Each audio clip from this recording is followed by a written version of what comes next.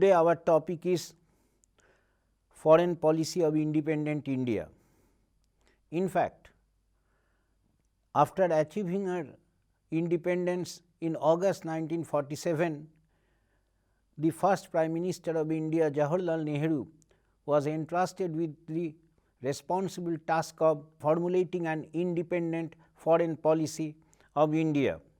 In fact, two things played a vital role in shaping the foreign policy of India. The first thing was the contemporary international situation. Post Second World War international situation helped India to introduce its new foreign policy. Actually, the Second World War did not bring peace, it was followed by the Cold War. The entire world was divided into two hostile camps. One was led by USA and the Western powers, and the other was led by the Soviet Union and its satellite socialist countries. The situation of Cold War was very important in shaping India's foreign policy after 1947. Another important factor that helped to mold the Indian foreign policy, that was the internal developments in India.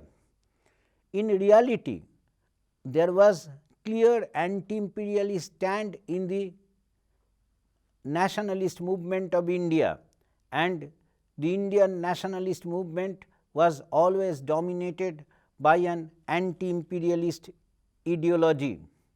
Indian policy makers were interested in making India's foreign policy with the struggle of independence of colonial people against the imperial domination of the Western powers.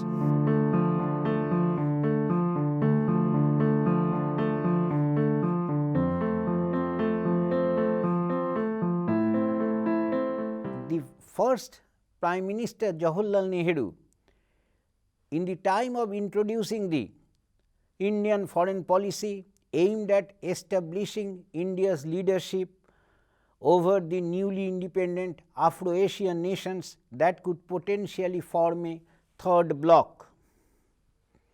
Having achieved freedom from colonial yoke, India actually refused to remain a client of any superpower. India did not want to go to the camp led by the United States of America, neither India wanted to side with the Soviet bloc or socialist bloc. Thus, the very basis of India's foreign policy was the policy of non-alignment. India actually ruled out her inclusion in any of the blocs dominated by the superpowers. Apart from maintenance of security, Indian policy makers were concerned for maintaining independence in decision making.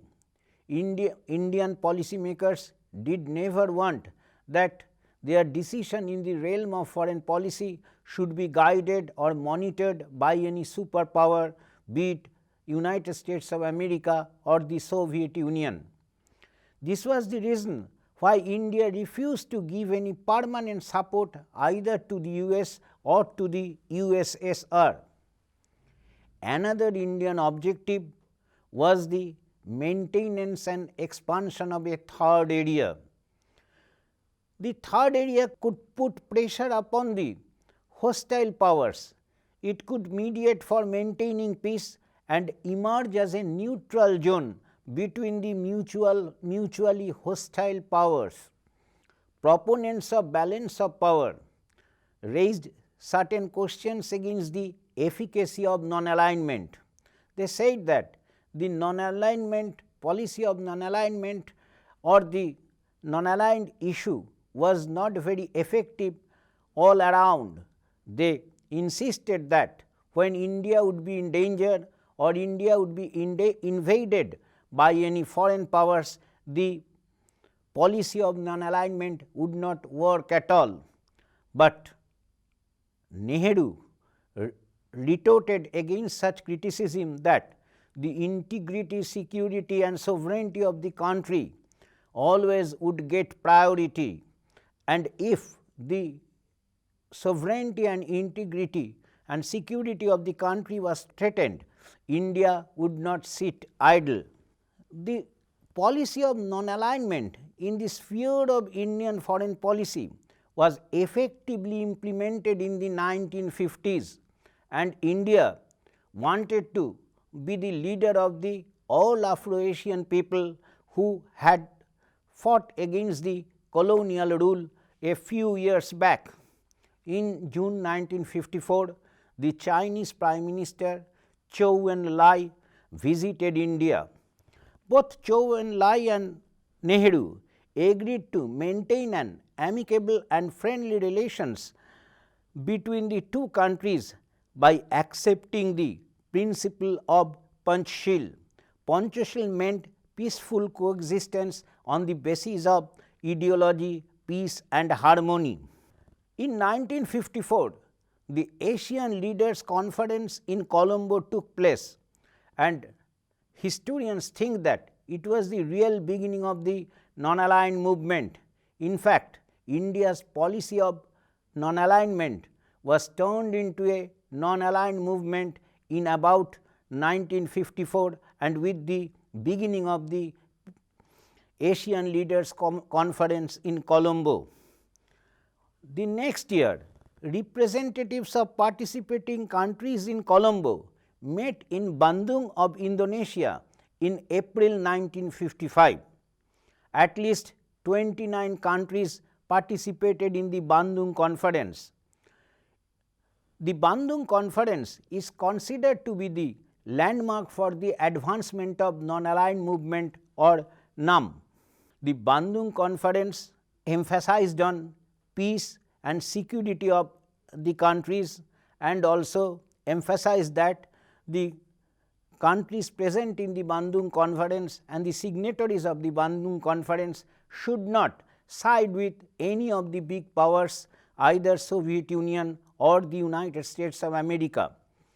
They also emphasized that some important principles should be adhered to. 1. Protection of fundamental human rights of all the citizens. 2. Respect of the UN Charter and equal rights for all races and nationalities. 3. Settlement of international disputes through negotiations and not by using force. These principles were very important which became prevalent in the Bandung Conference. The representatives of the Bandung Conference also condemned the racial segregation in South Africa and supported the rights of the Arabs of Palestine. We know that there was a practice of apartheid in South Africa, and there was a racial discrimination on the basis of segregation of color, but the countries and the representatives of the countries present in the Bandung Conference were vocally and vociferously critical of the system of apartheid. The leaders present in the Bandung Conference also said that the right to self-determination of the Arabs in Palestine should also be considered with kindness and considered with reality, because the people of the Arab world, particularly of Palestine, were subjugated by the Israel, and the Jews of Israel launched a brutal attack on the indigenous people of Palestine, that is the Arabs. Nehru government took certain important steps for executing the policy of non-alignment. India gave unstinting moral support to Korea when the Korean crisis broke out in 1950. In fact, when their entire Korea was divided between South Korea and North Korea, the American government supported South Korea, whereas the Soviet Union supported the communist North Korea. At that time, India's role was very clear. India gave the onus of responsibility to the US directly for triggering crisis in Korea, because the US army entered into Korea and that was not liked by India. In fact, at that time a United Nations Commission for Korea was formed and Indian diplomat KPS Menon was made the chairman of the commission. Another crisis broke out in 1956. The crisis is known as the Suez Crisis. What was the problem in Suez Crisis? When Israel, being encouraged by Britain and France, suddenly attacked Egypt after the Egyptian declaration of the nationalization of Suez Canal. The Indian Foreign Office condemned Israel, France and Britain in strongest terms, and Indian policymakers also made it clear that attack on Egypt by Israel in connivance with Great Britain and France was a clear violation of UN Charter.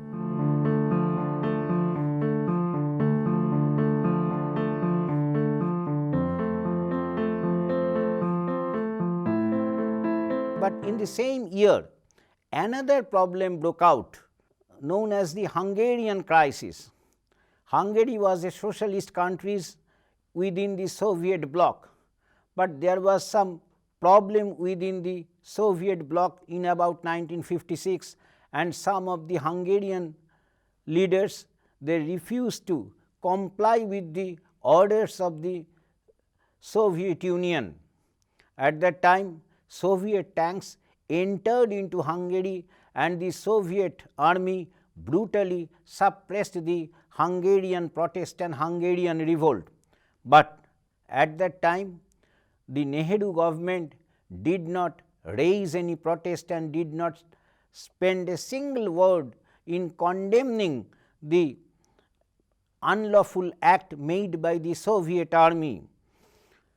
The Indian government not at all condemned the armed intervention by the Soviet army in Hungary.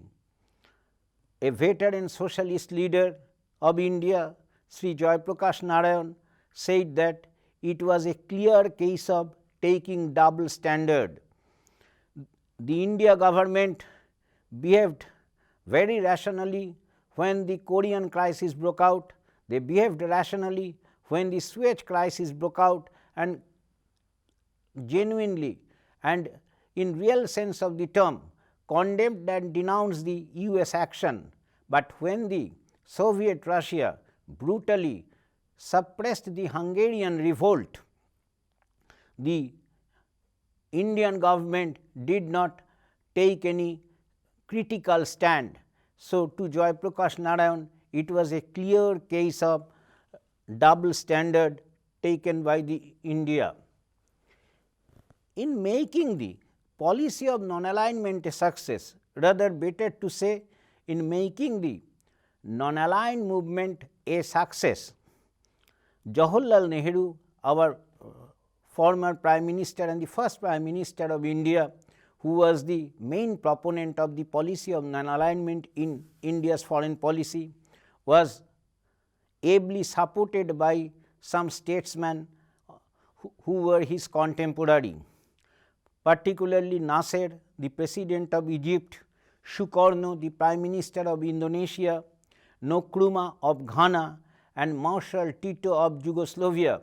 They all stood by the side of Jawaharlal Nehru to make the policy of non-alignment a success.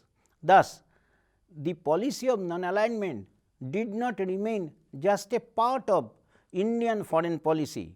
The policy of non-alignment in fact became a part of the foreign policy of many countries, particularly of those countries who fought against the colonial yoke in the 1940s, 50s and 60s.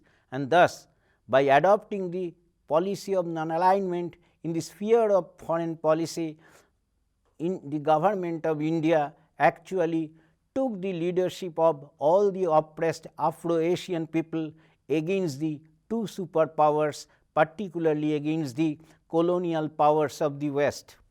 In 1960, a non-aligned conference was held in Belgrade, the capital of Yugoslavia.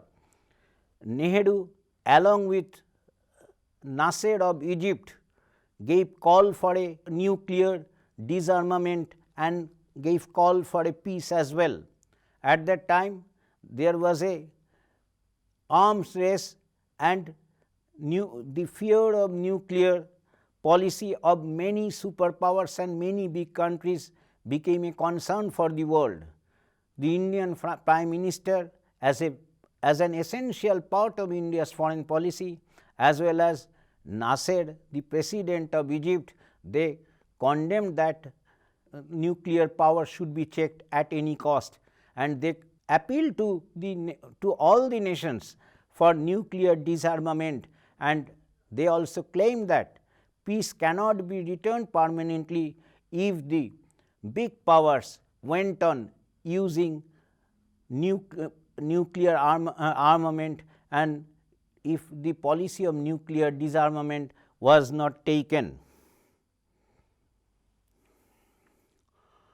Pursuing the policy of non-alignment in the realm of Indian foreign policy, India in fact emerged as a force to reckon with.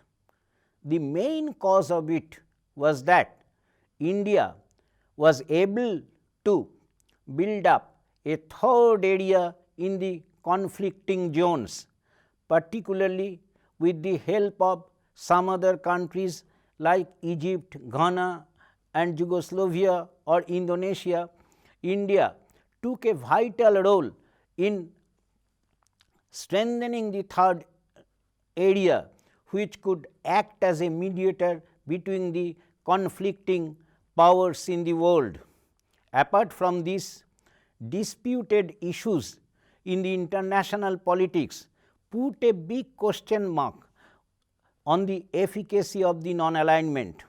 There were some fumbles, there were some hesitations, but the government of India could come over such fumbles and hesitations, and these were just remained exceptions.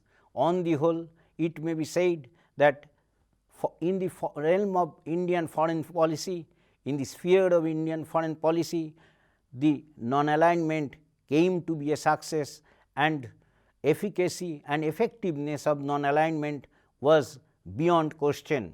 India tried to play her due role, remaining true to the principles of non-alignment, and played her due role in the realm of international politics. To sum up,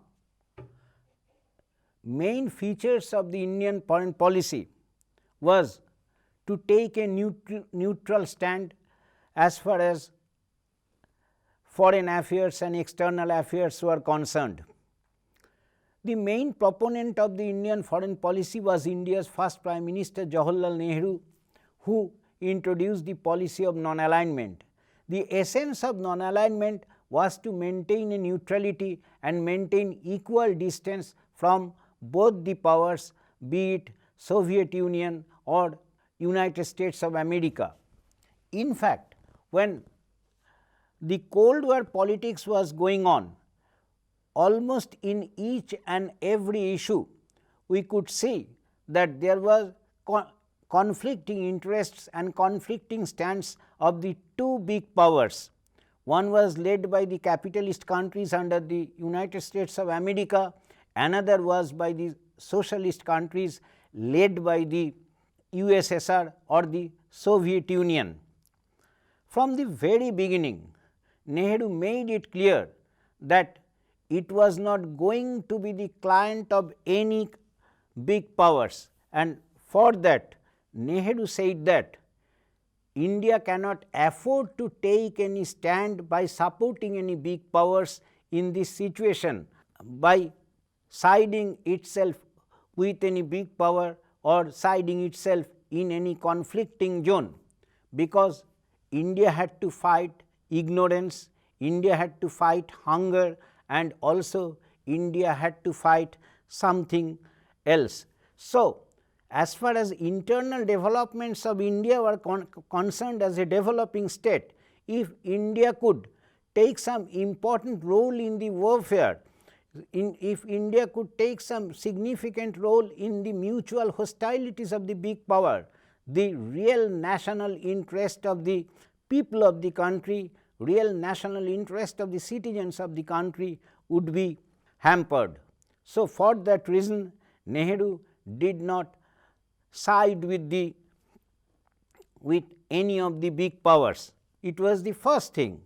Then another thing was there, which we have mentioned in our text, that Nehru was always very much interested that India should take a leading role in its fight against the imperialist powers or any big powers, and it wanted to side with the hopes and aspirations of the colonial people.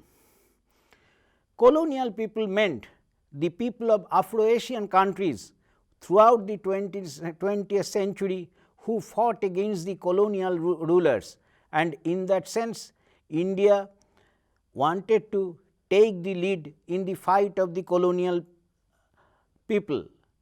They wanted that some united stand must be done, and Nehru ultimately, rather we should say Indian policy makers, were received help from the people and leaders from Egypt, Ghana, Indonesia and Yugoslavia, where the people supported the foreign policy of Nehru. In that sense, we must say effort of Nehru in introducing India's foreign policy was really an important one.